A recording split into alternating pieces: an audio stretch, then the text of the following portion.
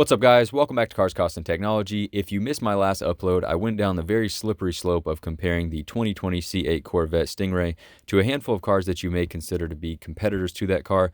As I emphasized in that video, there aren't really any cars out there that directly compete in terms of price point, performance, mid-engine layout. There's just almost nothing out there to directly compare the C8 Corvette to, but I tried to get a handful of cars that were either exotic sports cars, cool mid-engine layout cars with similar performance, things like that, to at least show what somebody may be cross-shopping when they're considering buying a mid-engine sports car or a car in this category or segment. Again, they're not direct matches, but I thought it was a very fair comparison.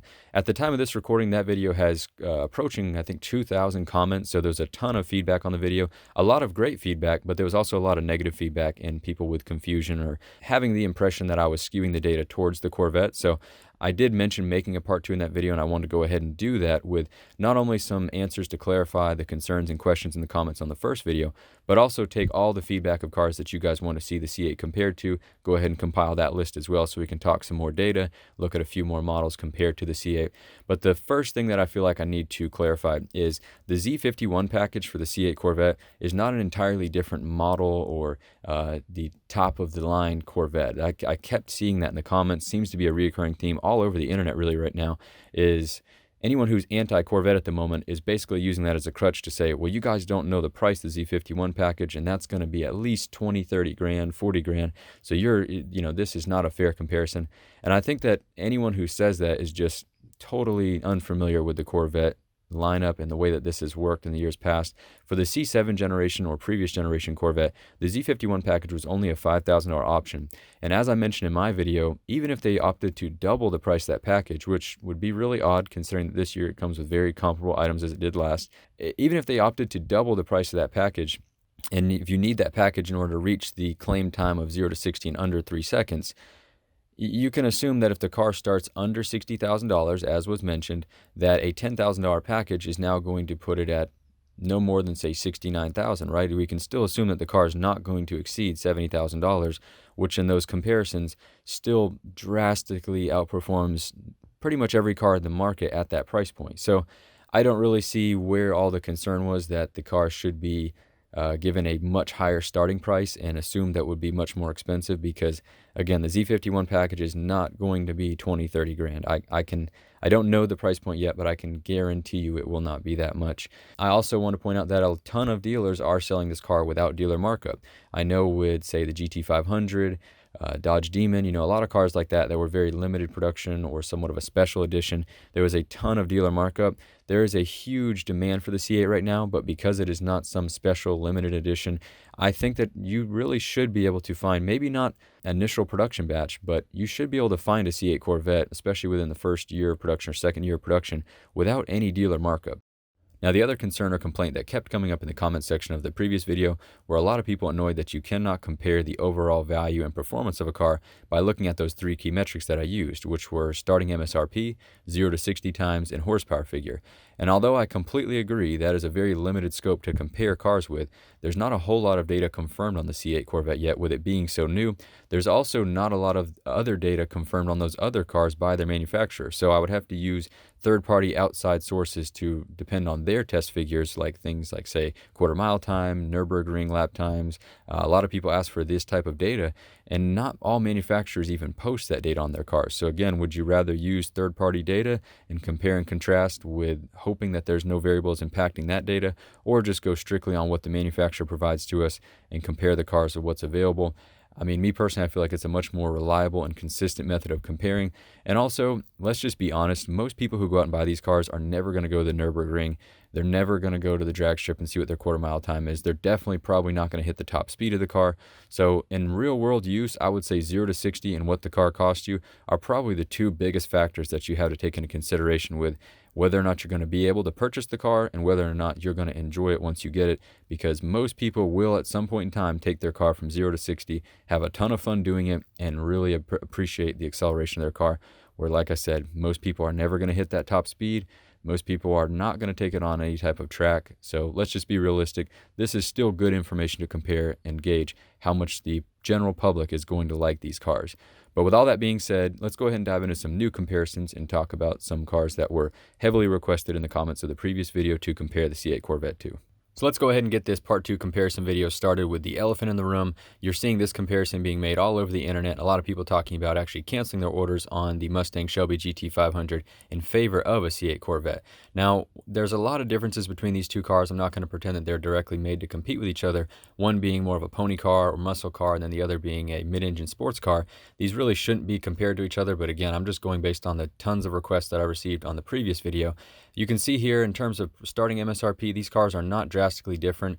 Obviously, you have heard a lot about the GT500 being marked up quite a bit at the dealership level. I don't know that for certain myself. I haven't tried to place an order or don't know the exact dollar amounts, but I'm hearing, it could be upwards of $20,000 that they're being marked up over sticker, which is unfortunate. From what I understand, Corvettes, the C8 Corvette shouldn't be quite that bad. Again, as I mentioned earlier in the video, especially if you wait a little bit into the production run, you should be able to get one of these no problem at MSRP. I know my order will be at MSRP, but when you're looking at just the starting MSRP, not counting in any dealer markups or anything like that, these cars are very close. When you're looking at the acceleration here, you can see that GT500, we don't have the exact number yet, but we've been told in the mid 3-second range versus the C8's below 3-second range. So from what I can tell here, obviously it looks like the C8 is going to accelerate faster than GT500, which is pretty insane considering that it has so much less horsepower.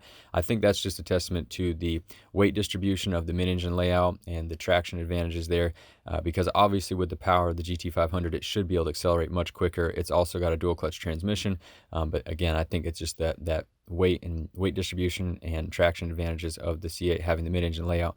So to me, it's a clear advantage here to the C8, but again, we'll leave that up to interpretation. I know the GT500 is a very special. It's going to be a pretty rare car, and I think that branding and just that lineup in general is a very cool car. I have respect for it. I reviewed a GT350, and I think they're cool cars, so I'm not knocking it, but again, my preference here would for sure be the C8 Corvette.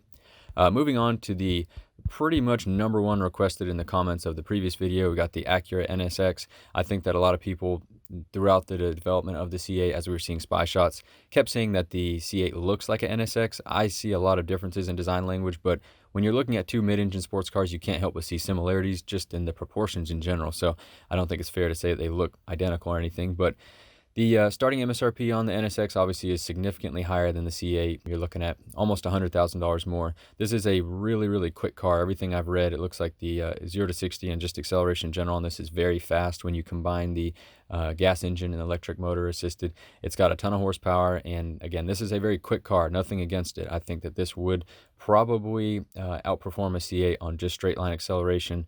Again, more horsepower, hybrid assistance from the electric motor, so don't think there's much dispute there, but again, you got a premium of almost $100,000 more, so that's also something you got to take into consideration. But nonetheless, a very good option that you could shop when you're looking at the C8, if the C8 is well below your price threshold, I guess I should say. Next thing what I want to look at, again, this is another highly requested car in the previous video, and that is the Nissan GTR. Now this car, I know that it's been a great value for years. I know that it's been a really, really highly performing car for the price point. For some reason, I couldn't actually find a 0 to 60 documented on Nissan's website, so I just looked around the internet and found some testing coming back at 2.9 seconds. There are different variants of the GTR, so remember, this is not the Nismo or the track package or anything like that. This is just the base model, but still starting MSRP of $113,000. That's close to double the starting MSRP on the C8, so as much as you could compare these two to each other, the performance is similar. It's just hard to, considering, again, it's almost double the price. Now, maybe an older used one, they're going to look similar and probably perform similar. Then you could compare it more to a brand new C8, but brand new one, almost double the price. So that's still kind of a stretch, but nonetheless, still a great value when you compare it to some of the other cars that we've looked at in the previous video or that could be looked at. Now, another highly requested one, or one that I should say I want to correct or fix, I actually stated that the Porsche 911 Carrera S was the entry-level 911 model, and I used that in the original video to compare to the C8. Unfortunately, that's not correct. The Carrera S is a slightly higher upgraded model. It is not the I wouldn't even call it mid-range or the upper echelon of the 911 lineup, not like a Turbo S or anything like that, but it is an upgraded model, so I wanted to correct that and put out the 911 Carrera numbers. As you can see, it's not quite as drastic of a price difference at starting MSRP of $91,000, but it's got a slower 0 to 60 and less horsepower, so still makes it a pretty, to me at least, weak value proposition in comparison to the performance of the C8. When you compare that 0 to 60 time, that's a pretty drastic difference there. Another highly requested car, which kind of surprised me as well. Some of these I wouldn't have picked myself or chose to stack up against the C8, but it was highly requested, was the new Supra. This car to me isn't quite in the same category. As you can see, the 0 to 60 being at 4.1 seconds and the horsepower being so much less. I think it's sort of a category below, but it also has a lower price point. So there's something to be taken into consideration there, that it's just over $10,000 less, or right around $10,000 less than the C8 starting point. For just over a second off, or say 1.2 seconds off the 0 to 60 time, that's not terrible. I'm certainly not going to bash the value there of the Supra. I think it's a cool looking car, but I don't really see any reason why, if you had the additional, say, $10,000 to $15,000 to bump up to the C8, why you wouldn't make that decision. Much more horsepower, faster acceleration, just an overall, to me, cooler car. But again, that's what this is all about. Car World's about preferences, and I'm so glad that we have so many to choose from. But there's the stats if you want to see those compared. Another highly requested car in the last video was the just Teslas in general. There was a ton of different Teslas. I think the Tesla Model 3 Performance Edition is probably the best value in that lineup. Obviously, you could look at a Model S or Model X. Those are faster, but they're also way more expensive.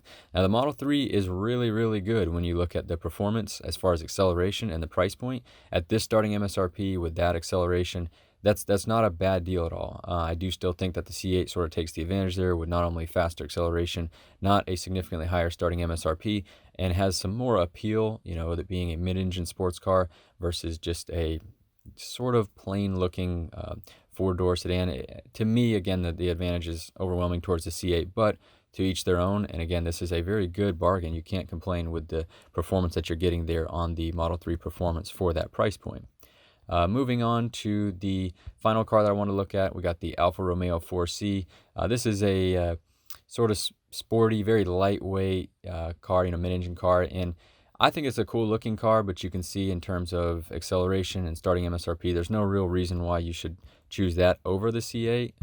Again, I think it's a good contender, a good competitor that you could be cross-shopping, but I don't really see a whole lot of advantages of going with that over a C8, unless if you just have a preference of that brand. But anyway, guys, these are just a few that were requested to me. There were many, many more. Unfortunately, there's no way I could cover the data on all of these cars. It's just too many to compile. And even on the cars that I have compiled, I want to stress, just like I did in the last video, I'm not claiming to be an expert on most of these cars. I just am able to go straight to the websites and pull their data. I do have a link to all of these manufacturers' sites for all of these cars in the description. So if you're leery on my numbers or think that I missed something, you're welcome to go click the links in the description to jump straight to these manufacturers' sites, confirm that these numbers are accurate. But I did pull them all directly from the manufacturer's site, except for the 0 to 60 time on the GTR, which again I had to source from, I believe it was a Car and Driver review if I'm not mistaken. But again, you're welcome to double check my numbers. You're also welcome to let me know in the comments if you feel I missed anything. But I don't think there'll be a part 3 of this video. I believe that this should confirm that whether you're looking at cars that are priced below the C8, above the C8, there's nothing really quite exactly on par in terms of performance, price point, overall design, appearance. I mean, just the whole package. This car is incredible. So thanks so much for watching, guys. Hope that you enjoyed this video and I was able to clarify some of the discrepancies or confusion from the first video, and we will talk to you next time. Have a great day.